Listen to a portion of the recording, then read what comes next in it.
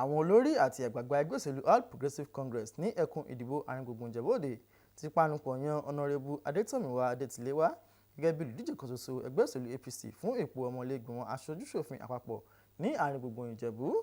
Níbi ìpàdé tí ó wáyé ní ilé alága àgbààgbà tó ń gba gómìnà ìpínlẹ̀ Ògùn nímọ̀ràn ní GRA pa Olúnẹ̀yẹ Òkúbóyèjọ, kọmíṣánná fún ètò ìṣúná Dàpọ̀ Òkúbádéjọ, alága ẹgbẹ́ òṣèlú APC ní ìjọba ìbílẹ̀ Ìjẹ̀bú-Òde Arówólò Adébọ́lá àti àwọn olóyè ẹgbẹ́ òṣèlú APC ní ìjọba ìbílẹ̀ Ìjẹ̀bú-Òde ni wọ́n ti fa Honorabu Adetilewa kalẹ̀.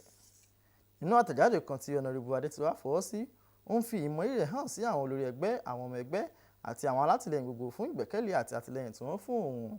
Ó tún fìdúpẹ́ hàn sí àwọn tí wọ́n fẹ́ díje ipò kan náà pẹ̀lú rẹ̀, tí ó sì ṣe àtẹnumọ́ pé gbogbo wọn jẹ́ àwọn tí òun pọ́nlé tí ìlọsíwájú ẹgbẹ́ òṣèlú APC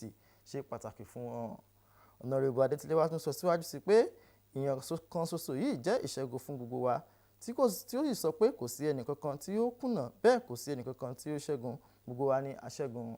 Ó sì kéde pé gbogbo àwọn tí wọ́n fẹ́ díje ipò yìí gbọ́dọ̀ wà ní ìṣọ̀kan kí wọ́n lè tẹ̀síwájú fún ire ìpínlẹ̀ Ògùn àti orílẹ̀-èdè Nàìjíríà lápapọ̀.